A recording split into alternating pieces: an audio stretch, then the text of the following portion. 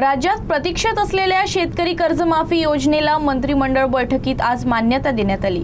मुख्यमंत्री देवेंद्र फडणवीस यांच्या अध्यक्षतेखाली झालेल्या मंत्रिमंडळ बैठकीत आज शेतकरी कर्जमाफीबाबत निर्णय घेण्यात आला। विधान परिषद निवडणूक आचारसंहिता सुरू असल्याने लगेच घोषणा होणार नाही असंही स्पष्ट करण्यात आलं। कर्जमाफी संदर्भात सहकार विभाग अटी व शर्ती संदर्भात परिपत्रक काढणार आहे। मात्र 56 लाख शेतकऱ्यांना या कर्जमाफी योजनेचा लाभ मिळणार आहे।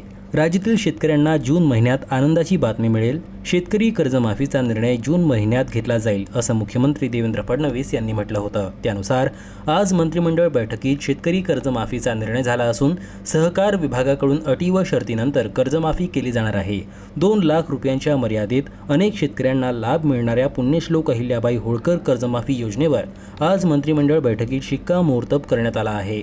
अर्थसंकल्पीय अधिवेशनात मुख्यमंत्र्यांनी घोषणा केल्यानंतर यासाठी समिती गठीत करण्यात आली होती। या समितीनं आपला अहवाल मुख्यमंत्र्यांकडे सादर केल्यानंतर आज मंत्रिमंडळाच्या बैठकीत योजनेस मान्यता देण्यात आली। त्यानुसार 2 लाख रुपयापर्यंतचे कर्ज सरकार माफ करणार आहे। तर नियमित पीक कर्ज भरणाऱ्यांना 50,000 रुपयांचा प्रोत्साहन निधी दिला जाणार आहे।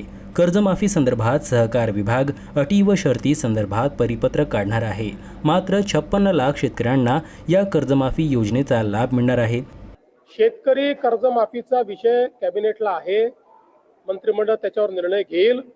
पण आम्हाला इलेक्शन कमिशननी अट टाकली आहे, जेव्हा आम्ही त्यांना परवानगी मागितली तर त्यांनी अट टाकली आहे की तुम्ही विषय मंजूर करून पुढची कारवाई करा, पण त्याची घोषणा तुम्हाला करता येणार नाही। त्यामुळे आम्ही आज अधिकृत घोषणा इलेक्शन कमिशनमुळे करू शकत नाही।